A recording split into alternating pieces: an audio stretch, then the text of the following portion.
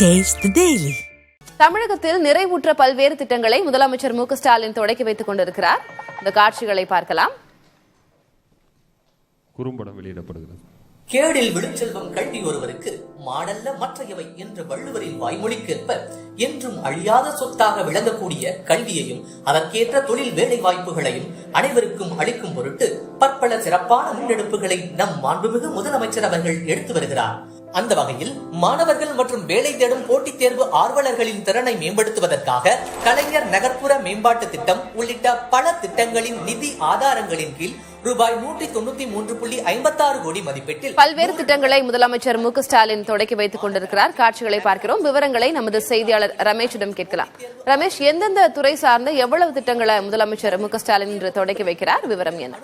நகராட்சி நிர்வாகம் மற்றும் குடிநீர் வழங்கல் துறை சார்பாக, சென்னை மாநகராட்சி சார்பாக குறிப்பாக பாத்தீங்கன்னா கிட்டத்தட்ட பல 100 கோடி ரூபாய் செலவில் கட்டப்பட்டுள்ள பல்வேறு திட்டங்கள், அதாவது பாத்தீங்கன்னா 204 கோடி ரூபாய் செலவுல கட்டப்பட்ட தமிழ்நாடு குடிநீர் வாரியத்தில் சார்பாக கட்டப்பட்ட 1335 கோடி ரூபாய் செலவிலும், நகராட்சி நிர்வாக இயக்குநரின் சார்பாக 258 கோடி ரூபாய் செலவிலும், பேரூராட்சி இயக்கத்தின் சார்பாக 56 கோடி ரூபாய் செலவிலும், சென்னை மாநகராட்சி சார்பாக 78 கோடி ரூபாய் செலவிலும் முடிவுற்ற திட்டப்பணிகளை முதலமைச்சர் திறந்து வைக்கிறார்.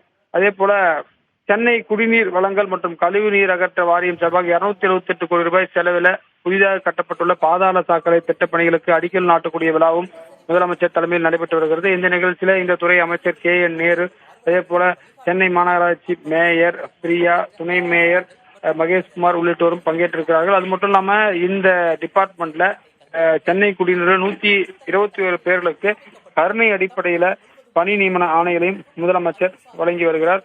தொடர்ச்சியாக இந்த நிகழ்ச்சி முடித்த பிறகு முதலமைச்சர் அதே போல கோட்டூர்புரத்துல ஒரு அரசு பள்ளி, அதையும் புதிய 6 கோடி ரூபாய் செலவில் தற்போது புனரமைக்கப்பட்டிருக்கின்றன. அந்த நிகழ்ச்சியும் முதலமைச்சர் தற்போது காணொலி காட்சி வாயிலாக திறந்து வைக்கிறார்.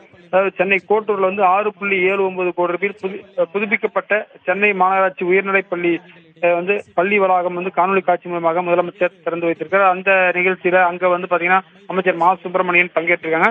தொடர்ச்சியாக முதலமைச்சர் இன்றைக்கு பல்வேறு நிகழ்ச்சிகள்ல பங்கேற்றிருக்கார். தொடர்ச்சியாக உலக முதலீட்டாளர்கள் மாநாடு தொடர்பாக 2வது நாள் ஆலோசனை கூட்டமும் தொழில்துறை அமைச்சர் TRV ராஜாவுடன் முதலமைச்சர் பங்கேற்கிறார். ஏனென்று சொன்னால் வரக்கூடிய ஞாயிற்றுக்கிழமை நாளை மறுநாள் சென்னை ட்ரேட் சென்டர்ல மத்திய அமைச்சர் பியூஷ் கோயல் வரக்கூடிய நிகழ்ச்சியும் இருக்கின்றது. எனவே அதற்கான ஆலோசனை கூட்டமும் நடைபெற இருக்கிறது. தளபதி ரமேஷ், காணொலி காட்சி வாயிலாக பல்வேறு திட்டப்பணிகளை முதலமைச்சர் தொடக்கி வைக்கும் காட்சிகளை நம்மளால பார்க்க முடிகிறது. கருணை அடிப்படையில் பணி நியமன ஆணைகளை வழங்குகிறார் அப்படின்னு சொல்லியிருந்தீங்க. நேரடியாக பயனாளர்கள் பெற்றுக் கொள்கிறார்களா, அல்லது அதனை அந்தந்த இடங்களில் இருக்கக்கூடிய அரசு சார்பாக ஏறனும் வழங்குகிறார்களா?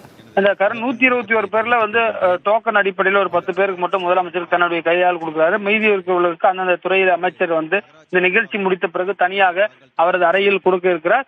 தொடர்ச்சியாக பாத்தீங்கன்னா முதலமைச்சரை பொறுத்தவரை தொடர்ச்சியாக நாள்தோறும் தலைமைச் செயலகத்துக்கு பல்வேறு நிகழ்ச்சிகள்ல பங்கேற்க இருக்கிறார். வரக்கூடிய நாட்கள்ல பெரிய நிகழ்ச்சிகள் நிறைய இருக்கின்றன.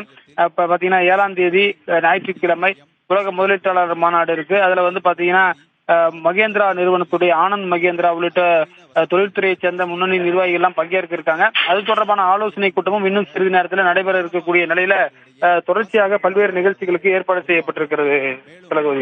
விவரங்களுக்கு நன்றி ரமேஷ்.